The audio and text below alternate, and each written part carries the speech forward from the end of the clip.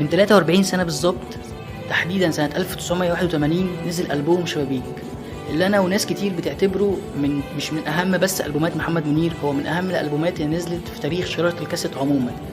الألبوم ده كان الألبوم الثالث في تاريخ منير بعد ألبوم بنتولد وعلموني عينيكي، واللي كان أول تعاون ليه مع يحيى خليل. يحيى خليل كان أصلا بيلعب مزيكا بره مصر في أمريكا، قعدوا سنة بالظبط بيعملوا بروفات للألبوم.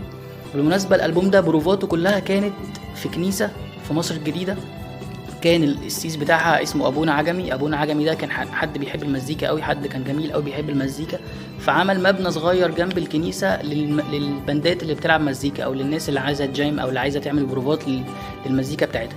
فالبروفات الألبوم كله كانت في المبنى الملحق بالكنيسة دي، وفضلوا يشتغلوا على الألبوم. كان من ضمن الناس اللي شغالة معاهم في الألبوم كان فتحي سلامة وعزيز الناصر. وبالمناسبة فتحي سلامة ده بعديها خد جائزة الجرامي أورد. من أهم الحاجات اللي حصلت في الألبوم ده برضو إن كان في ناس يعني ما تقابلتش مع بعض قبل كده في أي عمل فني وما تقابلتش تاني في أي عمل فني. يعني الألبوم ده كان هو اللي مجمعهم، وبعديها حتى هما ما اتجمعوش مع بعض تاني. وكل أغنية في الألبوم ده ليها حكاية لوحدها. يعني مثلا أغنية شبابيك، الأغنية اللي كاتبها مجدي نجيب، دي كانت بتحكي عن قصته في الحبس لما كان معتقل سياسي، وكان بيتكلم عن إن هو إزاي كان مؤمن بفكرة أو إزاي كان مؤمن بحاجة معينة. وكان ساعتها بيتكلم عن جمال عبد الناصر، يعني إن هو إزاي مؤمن بالراجل قوي ومؤمن بالأفكار بتاعته، وبعدين الأفكار دي خذلته، وبسبب السياسات بتاعته دخل الحبس ودخل المعتقل، لأن ساعتها كانت الدنيا اللي هو أنت يا تبقى معايا جدا يا تبقى ضدي خالص، مفيش حاجة في النص. فكان بيتكلم عن فكرة ان هو ازاي ان هو باع الدموع وباع عمره عشان حاجة، وفي الاخر الحاجة دي خذلته. والسهر والحكاية والحواديت. من اهم الاغاني اللي كانت موجودة في الالبوم ده برضو كان اغنية الليلة يا سمرة. وبالمناسبة منير مش اول حد غناها، كان في حد قبل اسمه محمد حمام هو اول حد غناها، بعديها منير خدها وغناها، وكانت من اهم الالبومات من اهم الاغاني اللي اتعملت في الالبوم ده يعني، واتعملت بكذا توزيع برضو.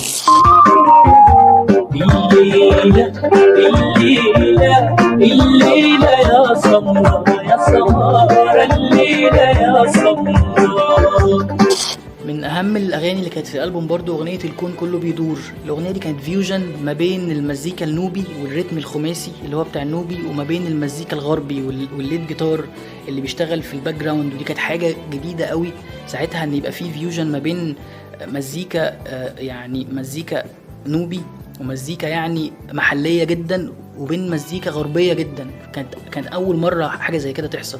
كله بيدور واحنا ويا بندور، واليوم مش بنعدي اللي احنا بنحلم بيه.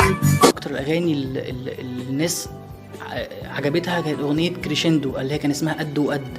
الاغنيه دي كان فيها دقيقتين او 3 دقايق سولو درامز بس، كانت حاجه جديده قوي برضو ان يبقى فيه سولو. يعني كان فيه سولوهات كمانجا، فيه سولوهات ناي، سولوهات عود، لكن سولو درامز بس كانت حاجه غريبه وجديده قوي على ودان الناس وقتها.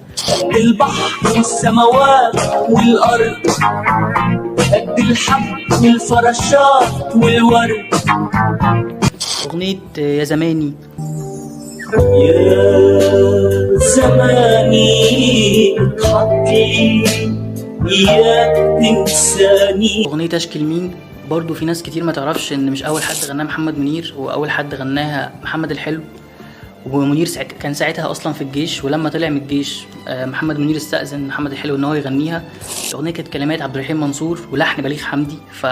يعني انت بتتكلم في ألبوم فيه كلمات عبد الرحيم منصور ومجدي نجيب وفؤاد حداد والحان احمد منيب وبليغ حمدي، في حاجه ما حصلتش قبل كده يعني وما حصلتش تاني يعني. المهم منير عجبته الاغنيه قوي وغناها، وفعلا نجحت نجاح كبير جدا، وحتى لحد دلوقتي يعني لما بيجي يغنيها في الحفلات بيسيبها اخر اغنيه هي او حدوته مصريه يعني. وبرضو عايزين نركز في الحته دي على فكره اعاده اكتشاف الاغاني. منير من اكتر الناس اللي بتعرف تعيد اكتشاف الاغنيه او تعمل لها ريميك بشكل يناسبه هو وتنجح اكتر من الاغنيه الاصليه، فدي حاجه تتحسب جدا لمنير يعني.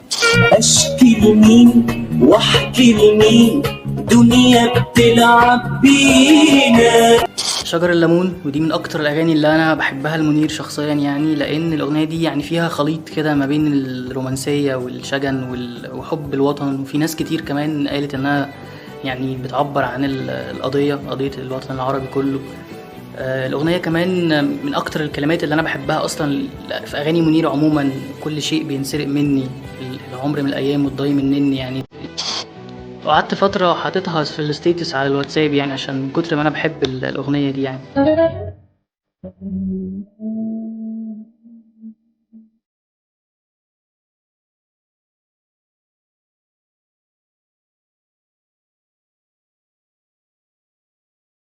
من أهم أغاني الألبوم برضو من وجهة نظري أغنية لف وبينا، كانت كلمات عبد الرحيم منصور وألحان أحمد منيب. الأغنية دي من أول الأغاني أو أول أغنية تقريبا اتكلمت عن موضوع التهجير اللي حصل لأهل النوبة بعد ما بنوا السد، وبيوت كتير ليهم غرقت، وبيوت كتير ليهم ما بقتش ينفع إن هم يعيشوا فيها، فتهجروا لمباني تانية وتهجروا لحتت تانية. فكان عبد الرحيم منصور بيتكلم فيها عن معاناتهم يعني، في إن هم راحوا الأماكن مش شبههم وراحوا الحتت مش بتاعتهم. فالأغنية دي يعني ليها خصوصية جدا يعني عند محمد منير، حتى نفسه قال الأغنية دي بيحبها أوي يعني. لفوا بينا قالوا لينا عالمدينة. فأنا الألبوم كله أصلا على بعضه يعني حاجة مش هتتكرر تاني. انت بتتكلم في ناس زي بليغ حمدي وعبد الرحيم منصور واحمد منيب ومجدي نجيب ويحيى خليل وفتحي سلامه اللي كان كيبوردست في الالبوم. علامه مهمه جدا زي ما كنا بنقول في تاريخ محمد منير، وكان علامه كمان في تاريخ المزيكا المصري عموما، لان هو وثق مرحله من المراحل ان احنا كان مزيكتنا متطوره. احنا من 43 سنه كنا بنعمل المزيكا دي. من وجهه نظري هو يعتبر اقوى شريط كاسيت في تاريخ الاغاني العربي والمصري كمان تحديدا. فهيفضل ألبوم شبابيك يعني من أهم الحاجات اللي حصلت في تاريخ المزيكا المصري يعني. فأنا بحب ألبوم شبابيك جدا، وبحب كل الناس اللي بتحب ألبوم شبابيك، وبحب أسمعه في أي وقت.